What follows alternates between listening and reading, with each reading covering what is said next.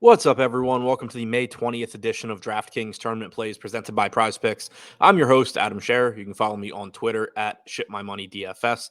And as a reminder, you get one free month of Awesemo Plus Platinum when you sign up and make a deposit at Prize Picks. Be sure to use the code Awesemo to receive a 100% first deposit bonus up to $100.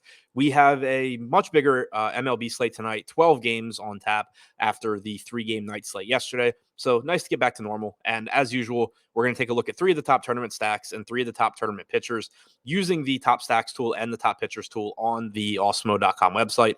Starting with the top 3 stacks. Number 3, the Colorado Rockies are facing the New York Mets tonight in Colorado. They're taking on Carlos Carrasco, who's having a solid season so far for the Mets. 21.1% strikeout percentage, 3.46 xFIP for Carrasco. But this game is in Coors Field. The Rockies are not getting much ownership at all. They are projected for a 5% chance of being the top scoring offense, only about 2% projected ownership. Part of the reason for that low ownership, in addition to the fact that Carrasco is a solid pitcher, is that the Rockies are expensive. They only have a 1% chance of being the top value stack, but still projected to go under-owned, even considering the prices. So far this season, the Rockies have a 99 WRC plus and a 149 ISO.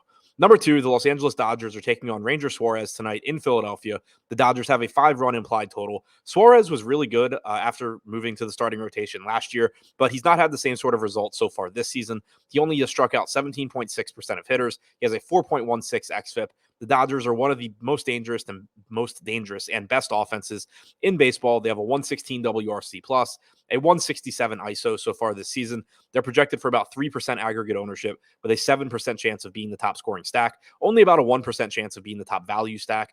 So they are expensive. You will have to find some other spots to pay down, but it's a good spot against Suarez, and they're not getting enough ownership. And number 1, the Tampa Bay Rays are taking on the Baltimore Orioles tonight in Baltimore. It's warm in Baltimore. The ball should carry. They're facing Tyler Wells, who had some success out of the bullpen last season. He has not been very good as a starter so far. He's only struck out 16.2% of hitters. He has a 4.3. He's worked to a 4.35 xFIP. Tampa Bay's been an above average offense with a 109 WRC plus. They get a positive park shift here, getting out of Tropicana Field, coming into the warm weather in Baltimore.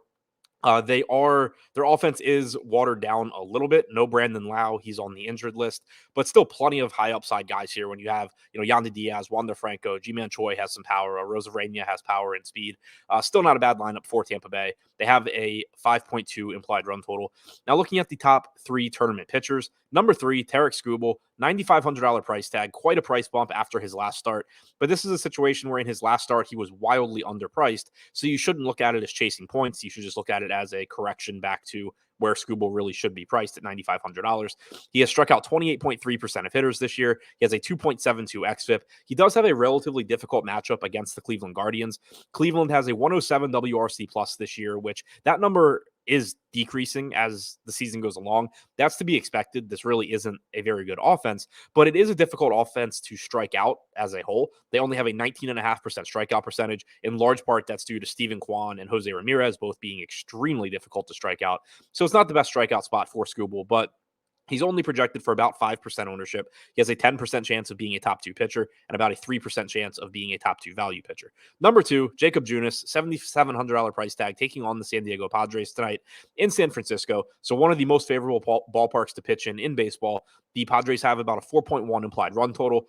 Junis has pitched in 4 games since coming up to the Giants, and he's actually been pretty solid. 22.5% strikeout percentage, 3.55 xFIP. He's projected for 5% ownership. He has an 11% chance of being a top 2 pitcher and an 11% chance of being a top 2 value option. The Padres have been slightly below average offensively this year with a 96 WRC plus and a 22.7% strikeout percentage. And number 1, Nestor Cortes. He's expensive. He has a $10,600 price tag going up against the Chicago White Sox, but he has been excellent this year, striking out 32.5% of hitters. He has a 2.78 xFIP. He's projected for about 13% ownership with a 16% chance of being a top 2 pitcher, only about a 3% chance of being a top 2 value pitcher because of the expensive price tag, but clearly one of the highest upside pitchers on the slate. The White Sox have a 90 WRC plus so far this season. They have only struck out 19.8% of the time, so not the best strikeout matchup for Cortes, but he brings enough strikeout ability on his own that you don't really need the matchup necessarily. So to recap, the top 3 tournament stacks on DraftKings: